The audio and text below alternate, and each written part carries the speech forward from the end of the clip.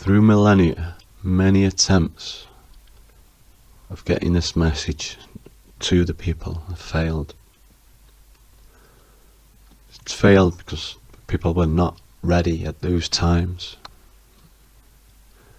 And even as the writer writes, the creator creates, artists have hidden codes within their art for centuries, from Da Vinci, other writers, Hans Christian Andersen. One George Lucas would do the same. Many people wonder why it's so cryptic and why this story is history. It's set in the past. Although people think it's just a mythological work of Joseph Campbell of the journey, these are the words of someone who cannot just spit out the truths.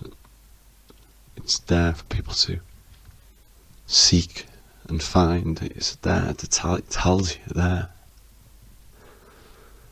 And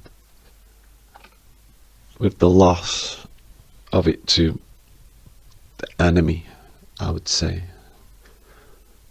there will be no more messages, or the messages in it will no longer be effective in any way, and that is why so many are disillusioned with it. And many of those who were disillusioned fans became so with the prequels. But this story is much older than time, and as we see the many commentators on the public platforms that we've never really entertained, in fact we haven't been able to entertain, because the history that you know, the history that you were taught, is nothing more than the victor's story. That is why so many things are mystery, or to the perception, or to the point of view. We're all different, but we all also have a dark side and a tendency to manipulate. Osiris says the best approach is one of supreme acceptance. He quotes in saying that your goal is not to judge people and to change them, but to take them for whom they really are. A few good tips in the book are: synclaronies, too big praises or too much friendliness upon first meeting are signs of envy and you should be guarded. To avoid envy, ask for advice. Self-deprecate, show some weakness. Equality in the world and America. Let's start with some scary statistics. Here, wealth refers to a cumulative total of a household's financial and real assets, but doesn't include debt. Statistics from the 2018 Global Wealth Report by Credit Suisse indicate that 1% of the world's wealthiest own 45% of the world's wealth. The people in the 1% have estimated assets of more than $1 million. Adults whose wealth is cumulative to less than $10,000 hold only 2% of the world's wealth. These individuals make up 64% of the Earth's population. Yes, a whole 64%. Individuals worth $30 million and above are referred to as the ultra-high net worth individuals, which makes sense because $30 million is a lot of money. These individuals combined own a chunk of the world's wealth at 11.3%. In terms of population, however, they are sorely lacking in numbers at only 0.003%. Jeff Bezos, Bill Gates, Warren Buffett, Amancio Ortega, Mark Zuckerberg, Bernard Arnault, Carlos Slim, Larry Ellison, and Larry Page are the 9 richest men in the world. Their combined wealth, according to Forbes in January 2018, was $687.6 billion. This figure is equivalent to the total wealth of, get this, 4 billion of the poorest people in the world. This is to mean, in terms of wealth, if you put these 9 gentlemen on one side of the scale, or seesaw if you prefer, you would need a good 4 billion of the world's poorest on the other side in order to balance it out. These figures represent the staggering wealth inequality between the rich and the poor in the world at large. But what is more worrying is that these numbers keep growing each year. The House of Commons in the UK estimated that by 2030, 1% of the wealthiest people in the world will own 2/3 of the world's wealth. Is there a way to rein this in? These figures are actually concerning, and eventually they would lead to a poorer world. What are the reasons for this inequality? What are the steps that can be taken to solve this problem? Closer home. America makes quite a significant portion of the world's richest, and it is therefore no surprise that the wealth inequality here would be just as alarming. In 1982, the richest man on the Forbes 400 richest in America was worth a paltry $2 billion. In 2018, to make it to the Forbes 400, you had to be worth at least $2.1 billion. The richest man in America, who is the richest man in the world, is worth over $100 billion. Say hello to Jeff Bezos, the Amazon co-founder. Now, let us move to households. In the first quarter of 2017, the total net worth of U.S. households together with nonprofit organizations was $94.7 trillion. The assumption would be that when divided among the total number of households, each would get an equal share, which translates to about $760,000. However, 50% of the total number of households during this quarter was worth only $11,000.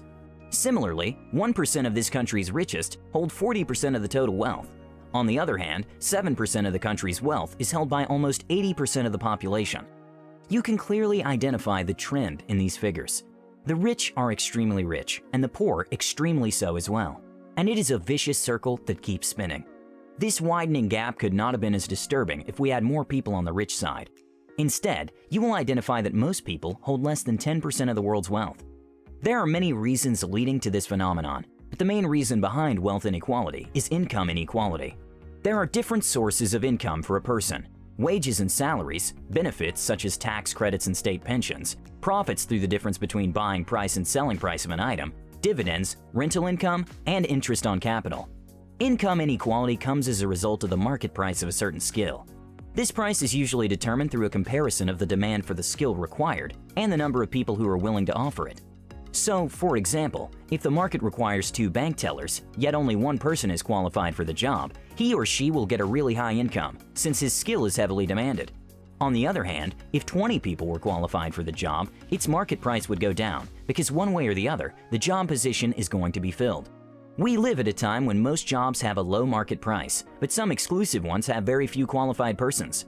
Therefore, the market price difference of the two is the first way through which wealth inequality begins. Education is another main reason for the growing wealth inequality in the world today, America most especially.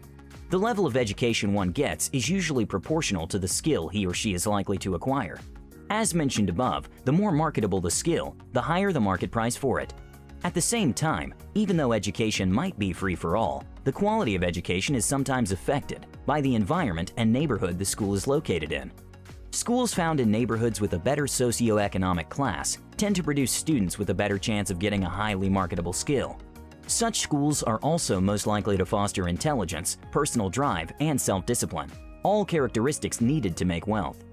The resultant income inequality leads to a huge gap in wealth as well. The opposite is true for poorer neighborhoods. As has been seen in recent years, the growth of technology has greatly inspired an increase in the wealth gap between the rich and the poor. First, a lot of people have been forced to leave the job market as their work is taken over by machines and other forms of technology. A phone operator working for a telco company 3 decades ago probably lost his job to a computer. It would not be surprising that in the next 40 years, domestic workers will lose their job to artificial intelligence. Similarly, the growth in technology has created tech billionaires, and the top 10 richest men list will show you that. The richest man in the world, Jeff Bezos, made his wealth through Amazon. Following him closely is Bill Gates, yet another man who made his fortune through Microsoft, which is a technological invention.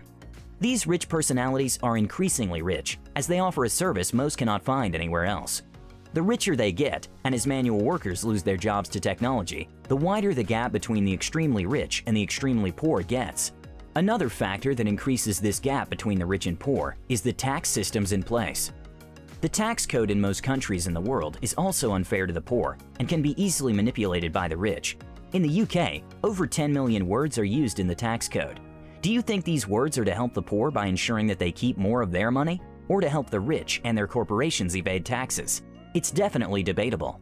The wealth gap between the poor and the rich is huge. It is caused by quite a number of factors, some beyond our control, some not so much. The best way to deal with this inequality is through investing in people.